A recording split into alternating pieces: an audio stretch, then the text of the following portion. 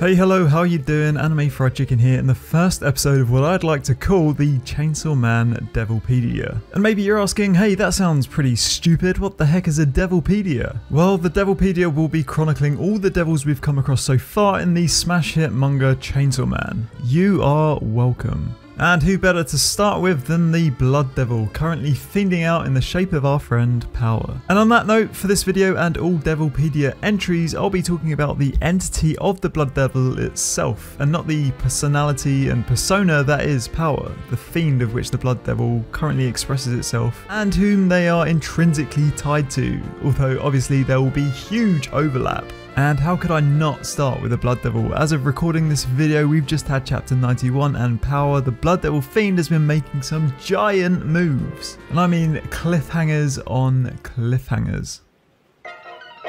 Before getting ahead of ourselves, let's start from the beginning. The Blood Devil used to be terrifying. The Blood Devil used to be feared. Don't get me wrong, Power's no pushover, but before the Blood Devil became a fiend, weaker than that of the traditional devil form, the Blood Devil roved the lands killing and murderizing. Later seen reflecting how trivial she believed the lives of others to be. Even other devils were said to fear and flee from the Blood Devil.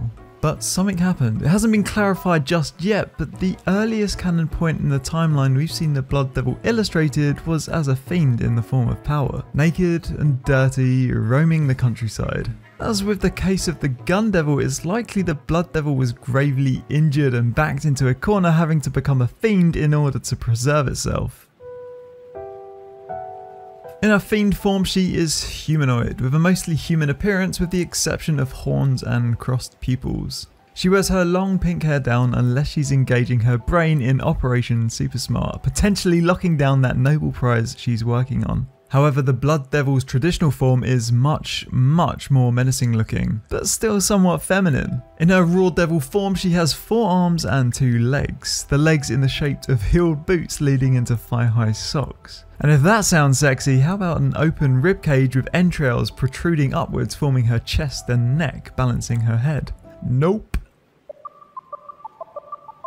In her fiend form, the Blood Devil has strength and speed beyond the typical human. We've seen her in action being able to land blows on both Denji and the Katana Devil in close combat. As far as abilities go, she's able to make weapons such as spears and hammers out of her blood, with the drawback that overdoing it can cause her to become anemic. Given her namesake, she does have the ability to manipulate other wounded people's blood in order to stop them from bleeding out, though she has mentioned she finds it difficult when the blood is not her own. The Blood Devil also has a keen sense of smell, able to detect people or devils by the scent of their blood from a distance, which has been useful for tracking and ambushing. Like other devils, she's able to recover by drinking blood, though unique to the Blood Devil, she gains a significant power boost, though grows an extra pair of horns. Now, it's hard to power scale the Blood Devil versus the stronger devils we've seen so far, like the Primal Fear Darkness Devil, and as of recent chapters, it's probably a stretch to say she held her own against Makima, as the battle felt pretty futile from the beginning. But I think after Power consumed Pochita to rematerialize in her devil form, the Blood Devil showed a significant power boost. The aforementioned limit of her only using her own blood to craft blood weapons is shattered, and she creates multiple spears and swords and all other types of pointy things to come into existence in an instant, piercing her foes from the inside at a whim.